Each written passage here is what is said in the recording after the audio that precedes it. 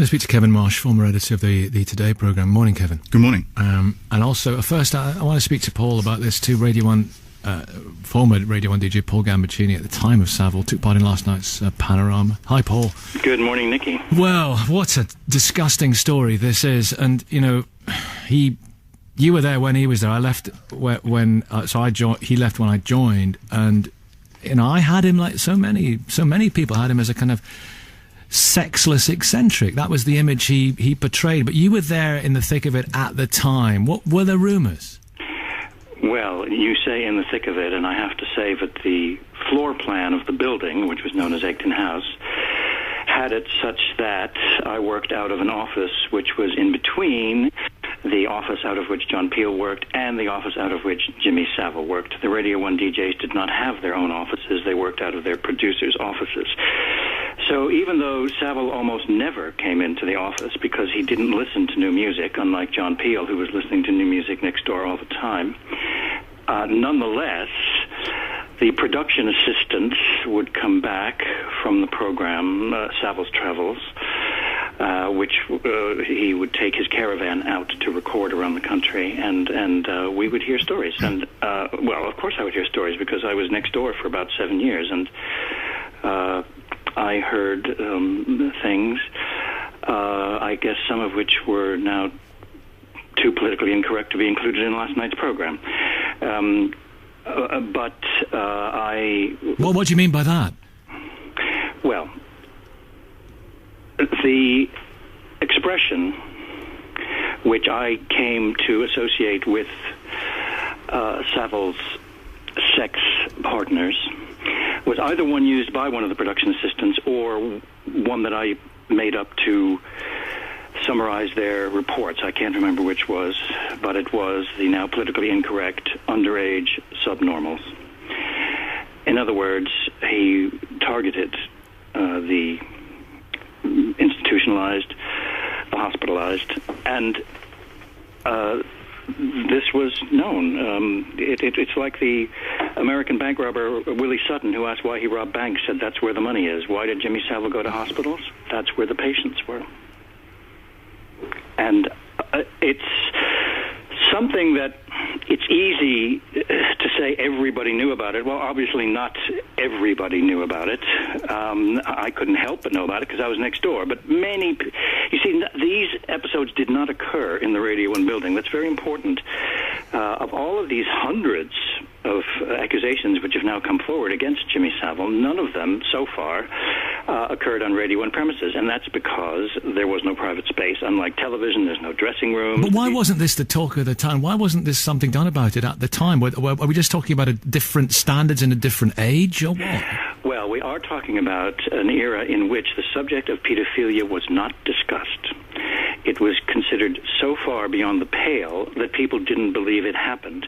It was only in the 1980s, after AIDS had arrived and people became aware of the responsibility for the consequences of their own actions, that amongst the new areas of seriousness that people accepted was the reality of pedophilia. And I'm sure if you Googled the use of the word pedophilia in the media for the years of 70s and 80s, you would find that it picks up somewhere in the 1980s. But the story is not just the BBC, of course. It is... But John Peel was dragged into this. The Mail was mentioning sort of some associations with teenage girls of John Peel. Well, let's forget about that, because that's another era. I mean, that's the 1960s was an era in which sexually precocious teenagers were considered exotic, desirable, and not scandalous. Consider the fact that, for example, Stanley Kubrick was acclaimed for his film Lolita, based on Nabokov's acclaimed novel, and this was about a precocious underage teenage girl. And similarly, songs like Young Girl got to #1. Nobody ever thought it was actually about pedophilia. It was just a kind of fantasy. And all of these... But it was illegal then, and it's illegal now. Yes, but what I'm saying is that at that time, throughout popular culture, and I mention these landmarks because they enable you to see that what Peel did was not considered shocking. And besides, in his case, the two women involved came back for more and were consenting. This is wholly separate from the Savile situation. But lots of stuff is being conflated here, you know, about all the I other... know. And here's something which is really important. This is being built up by the right-wing press as if it only involves the BBC. It also involves the right-wing press. Why, 10 years ago, did a reporter from the Scottish Sun go around a wedding boasting that everybody at the Sun knew about the Savile necrophilia story? Was it because they did have a necrophilia story, or was it because people from the Sun just go around calling living celebrities necrophiliacs?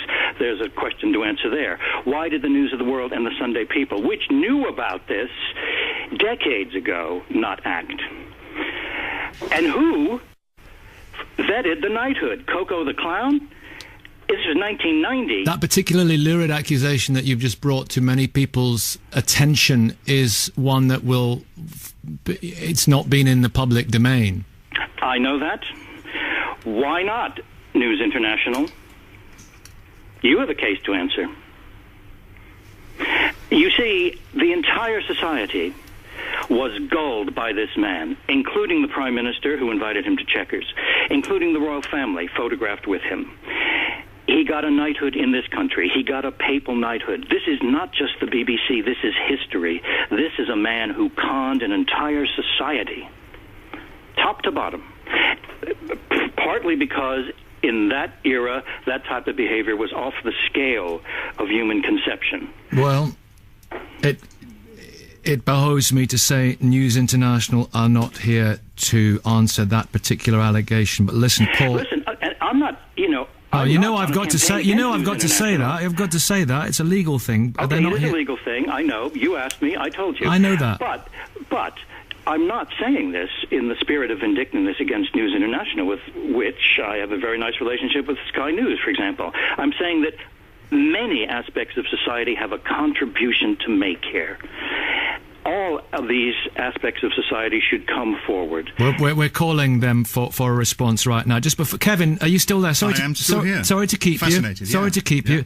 Paul, this program, Savile's Travels, which I remember listening to, this is like, you know, there's so many people will feel this is nothing to those who were abused or of Savile's family, but so many people will feel sort of a part of their childhood growing up listening to the radio has been totally violated, you know, knowing some of this. And I remember listening to Savile's Travels. What was Savile's Travels? What was that all about? It was, him and his producer went in a caravan up and down the country or something? That's right. And interviewing people who were doing interesting things, and then the program would be edited. And Savile, as I say, almost never came into Radio 1, because by the time I got there in 1973, he had transcended us all and started concentrating on television. So he would only go into Broadcasting House about once a month to record his links for a few programs at one time. He didn't even play the records, did he? He did not play the records. To my astonishment, I just learned that he never learned how to run the board. Can you believe this? The leading DJ of the period didn't know how to run the equipment. That's mind-blowing. But anyway, he had gone off to television, beginning with Click, and then after 2 years of that, Jim will Fix It. And so he was concentrating on his television image and getting in good with the establishment, which was one of his goals. You know, he reminded us many times that he was a member of Mensa, the High IQ Society. In other words, that he was smarter than us. And he used that genius in a variety of ways, one of which was to rise higher in the establishment than any of us ever did, and also, of course, to conduct his life of self-gratification. You may wonder, why did Paul bother to go on Daybreak a couple of weeks ago and talk about this? What was in it for him? Obviously, there's nothing in it for me. No.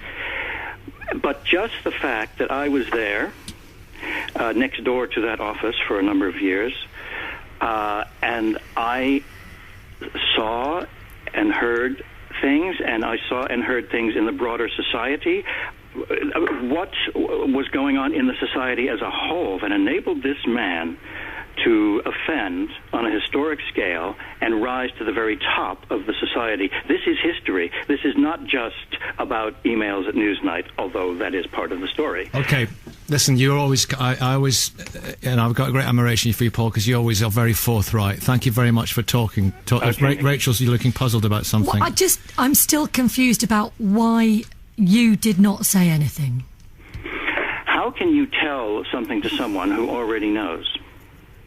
Remember, I was not present at the offences. No, but you heard about them. You've just said you heard about them, you know, yes, that's time right. after time. I heard about them. Why did you not go to the police?